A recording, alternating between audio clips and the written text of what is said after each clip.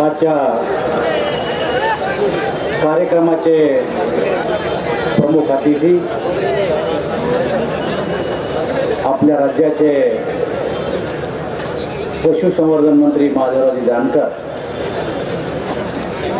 आजच्या सभेचे अध्यक्ष आणि आपल्या ग्रामीण विकास मंत्री पंकजाताई, या ठिकाणी उपस्थित असलेले आमच्या राज्याचे जलसंधारण मंत्री रामजी शिंदे, शिवसेनेचे ज्येष्ठ नेते आणि दुग्ध विकास राज्यमंत्री अर्जुनराव खोतकर, ज्यांच्या प्रचार सभेसाठी मी आज या ठिकाणी आलो ते आमच्या खासदार आणि उमेदवार प्रीतमताई मुंडे, सर्व आमदार, ज्यांचं नाव माधवराव जानकरांनी घेतलं ते सर्व, आणि या कार्यक्रमाला उपस्थित असलेल्या सर्व कार्यकर्ता बंधू आणि भगिनींनो, 18 तारखेला लोकसभेची निवडणूक आहे. या निवडणुकीमध्ये आपण कमळ या निशाणीचं बटन दाबून प्रीतमताई मुंडे यांना लोकसभेमध्ये पाठवावं आणि मोदीजीच्या नेतृत्वाखाली या देशात पुन्हा भारतीय जनता पक्षाचं सरकार आणावं, हे सांगण्यासाठी मी मुद्दामून आज या ठिकाणी आलेलो आहे. मित्र, मला आठवतं की 1990 पासून तर आतापर्यंत मुंडे साहेबांनी जेव्हा विधानसभेचा असू द्या, लोकसभेचा असू द्या, फॉर्म भरला, त्या प्रत्येक वेळेस मी मुद्दामून या फॉर्म भरण्याच्या कार्यक्रमाला हजर राहिलो. आजही मी मुद्दाम आलो. मी आपल्या सगळ्यांचं दर्शन घेतलं आणि मला खात्री पटली की येणारी जी निवडणूक आहे 18 तारखेची, या 18 तारखेच्या निवडणुकीमध्ये प्रीतमताई मुंडे मागच्यापेक्षा जास्त मतांनी विजयी होतील, ही खात्री मला आज तुमच्या या रॅलीमध्ये दिसायला मिळाली. मित्र, 2009ला गोपीनाथराव मुंडे आणि मी स्वतः लोकसभेची निवडणूक लढलो. आम्ही दोघेही सोबत लोकसभेमध्ये गेलो, पण आम्हाला मुंडे साहेबाला बघायची आदत होती. आम्ही त्यांना विधानसभेत बघितलं, आम्ही त्यांना लोकसभेत बघितलं. त्यांचं एक नाव होतं. 5 वर्ष आम्ही सोबत राहिलो आणि 2014ला जेव्हा मुंडे साहेब निवडून आले, मी निवडून आलो, त्यांनी आणि मी मंत्रिपदाची शपथ घेतली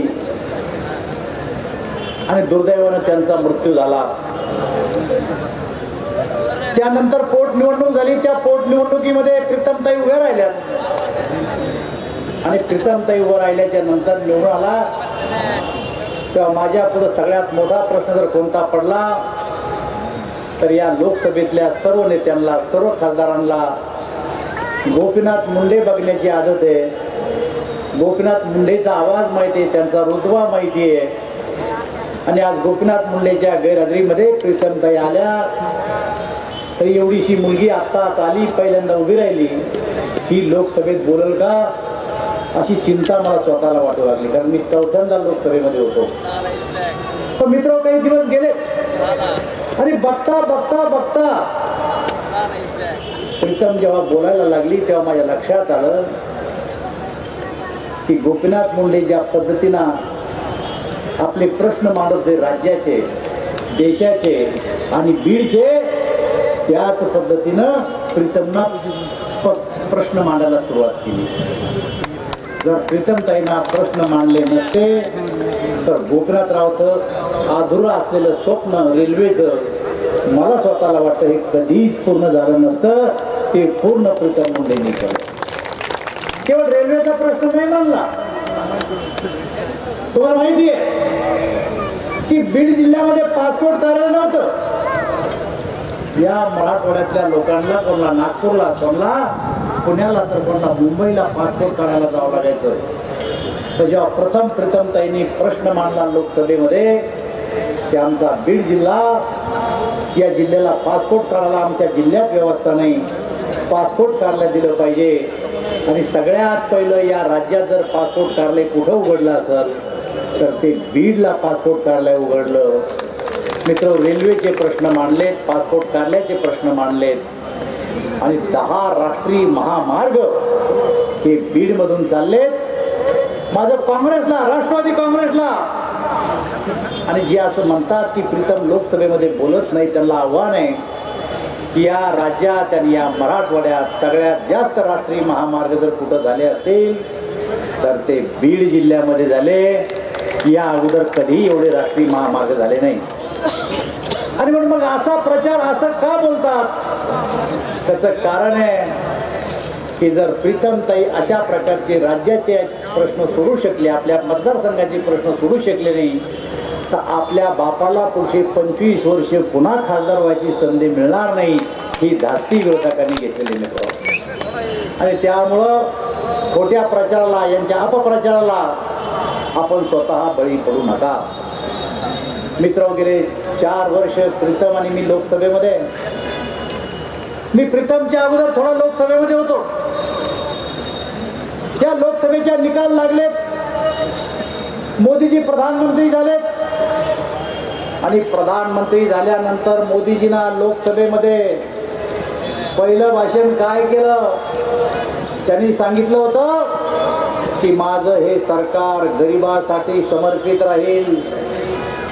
या देशातली जी काही साधन सामग्री आहे, या साधन सामग्रीवर माझ्या देशातल्या गरिबाचा अधिकार राहील. मित्र, या देशातल्या गरिबाला एक नवीन आशा निर्माण झाली की आता हा प्रधानमंत्री आपलं कल्याण करणार आहे, आपली गरिबी हटणार आहे. आणि एक नवी आशा निर्माण झाली आणि या देशाच्या प्रधानमंत्र्यांनी कारभार करायला सुरुवात केली. काय केलं गरिबासाठी सुरुवातीला? तर गरिबासाठी सुरुवातीला केलं, या देशातल्या 40% लोकांनी बँकेची पायरी चढली नव्हती. बँकेचा अधिकारी गरिबाला बँकेवर येऊ देत नव्हता. तुझी ऐपत नाही, तुझी क्षमता नाही, आम्ही तुला पैसे देणार नाही, कर्ज देणार नाही. मोदीजींनी जनधन योजना नावाची योजना काढली आणि सांगितलं की आमचा गरीब बँकेत आला तर बँकेत खातं खोला आणि बँकेत नाही आला तर त्यांच्या घरी जा आणि खातं खोला. बँकेमध्ये पूर्वी जर खातं खोलायचं असेल तर 500 रुपये डिपॉझिट करावं लागायचे आणि मग खातं खोलावं लागायचं. मोदीजींना निर्णय केला की या देशातला कोणताही गरीब असो, शेतकरी असो, जर बँकेत गेला तर एक लाल तांबडा पैसा न घेता या गरीबाचं खातं बँकेमध्ये खोललं गेलं पाहिजे. आणि मला आपला सांगायला अभिमान वाटतो, या देशातल्या 36 कोटी लोकांनी बँकेमध्ये खाते खोलले. एक पैसा सुद्धा बँकेच्या अकाउंटमध्ये ठेवला नाही. पूर्वीच्या काळात सरकारचा अनुदानाचा जर कधी 500 रुपये, 100 रुपयाचा चेक मिळाला तर 500 रुपये शेकड्यानं आणावं लागायचे, 100 जमा करावं लागायचे आणि 400चं व्याज भरावं लागायचं. असं हे सरकार होतं. पण तुमच्या पुढे प्रश्न पडला असेल की बँकेचं खातं खोललं म्हणजे काय आमची गरिबी दूर झाली का? पण मित्र, तसं नाही. गेले 35 वर्ष मी राजकारणात काम करतो. भारतीय जनता पक्षाच्या वतीने आम्ही लढा दिला. मुंडे साहेबांनी आम्ही जेल भोगला, आम्ही उपोषण केले, आम्ही मोर्चे काढले. आणि आमची मागणी काय होती की ब्रिटिशाच्या काळामध्ये जी काही आणेवारी काळाची पद्धत ती बंद करा आणि नवीन पद्धत आणा तर ज्या देशाच्या शेतकऱ्याचं भलं होईल. पण काँग्रेस सरकारनं आणेवारी काळाची पद्धत बदलली नाही. पण शेवटी 2014ला तुम्ही नरेंद्रभाई मोदीचं सरकार आणलं आणि नरेंद्र मोदींना आणेवारी काळाची पद्धत बदलली. काय होती पहिली आणेवारी काळाची पद्धत? पहिली पद्धत होती की 50%पेक्षा जास्त नुकसान झालं तर आम्ही शेतकऱ्याला मदत करू, आम्ही दुष्काळाची मदत करू, आम्ही विम्याची मदत करू. आम्ही चारा छावण्या काढू, आम्ही प्यायला पाणी देऊ, आम्ही रोजगार देऊ, पण 50% जास्त नुकसान झालं तर.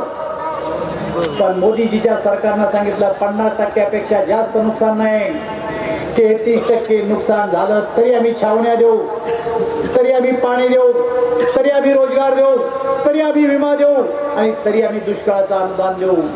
मित्र, तुमच्या पुढे प्रश्न आहे की 50% जास्त नुकसान झालं तर शेतकऱ्याला मदत करू म्हणणारं काँग्रेसचं सरकार आणि 33% नुकसान झालं तरी शेतकऱ्याला मदत करू म्हणणारं नरेंद्र मोदीचं सरकार, कोणतं सरकार पसंत आहे याचा निर्णय आज तुम्हाला या निवडणुकीमध्ये करायचा आहे.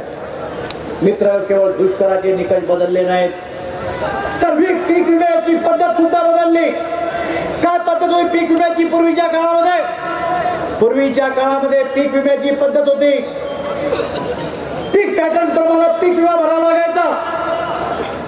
शेकडा 5 रुपये, शेकडा 7 रुपये, 1 लाख रुपयाचं कर्ज बँकेतून काढलं तर काही पिकाला 7,000 रुपये बँक आमची कापून घ्यायची.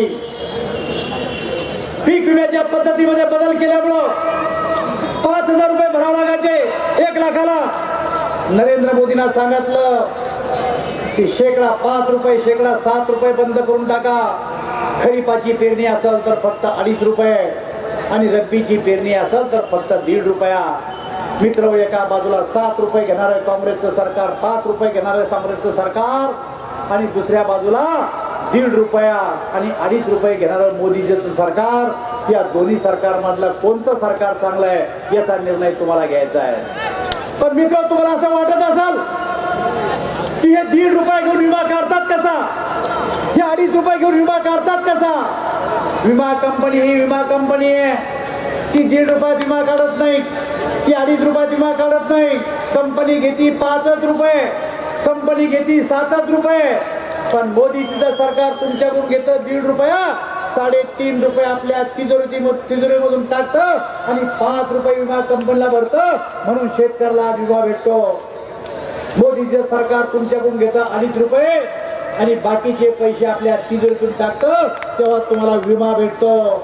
एका बाजूला 5 रुपये आणि 7 रुपये घेणारं सरकार, दुसऱ्या बाजूला 1.5 रुपये आणि 2.5 रुपये घेणारं सरकार. या दोन्ही सरकारमधला फरक आपल्याला माहिती आहे. आणि मित्र, त्या पलीकडे जाऊन त्या सरकारने आता निर्णय आमच्या काय केला की पूर्वीच्या काळात अशा प्रकारची मदत घेऊन जर आमचा तहसीलदार आला तर पैशाची बॅग घेऊन यायचा, गावामध्ये बसायचा, तहसीलदार यायचा, तलाठ्याला बोलवायचा, शेतकऱ्याला बोलवायचा, अंगठा घ्यायचा आणि सांगायचा 5,000 रुपये तुला मंजूर आहे. 3,000 हातात टेकवायचा आणि तहसीलदार 2,000 रुपये खिशात घालायचा आणि शेतकऱ्याला काढून द्यायचा. शेतकरी आमचा गरीब पुढे तक्रार करत नव्हता. पण मोदीजींना जे जनधन अकाउंट काढलं, त्या जनधन अकाउंट मध्ये आता आमचे पैसे जमा होतात. एकेकाळी या देशाचे प्रधानमंत्री राजीव गांधी होते आणि राजीव गांधींना सांगितलं होतं मी केंद्रातून 1 रुपया पाठवतो, फक्त आमच्या शेतकऱ्याच्या हातात 15 पैसे पडतात आणि 85 पैसे हे आमचे मधले दलाल खाऊन टाकतात. पण मित्र, जर राजीव गांधी असं म्हणत होते की 85 पैसे दलाल खातात, 15 पैसे तुमच्या हातात पडतात, आमच्या सरकारनं 1 रुपया जर दिल्लीतून टाकला तर सारेचे सारे पैसे तुमच्या खात्यामध्ये येतात. असा पारदर्शक कारभार आमच्या या सरकारचा आहे. आणि हा पारदर्शक कारभार जर चालू ठेवायचा असेल, यांच्या दलाला जर बंद करायचे असतील तर पुन्हा 2019ला मोदीचे सरकार आलं पाहिजे.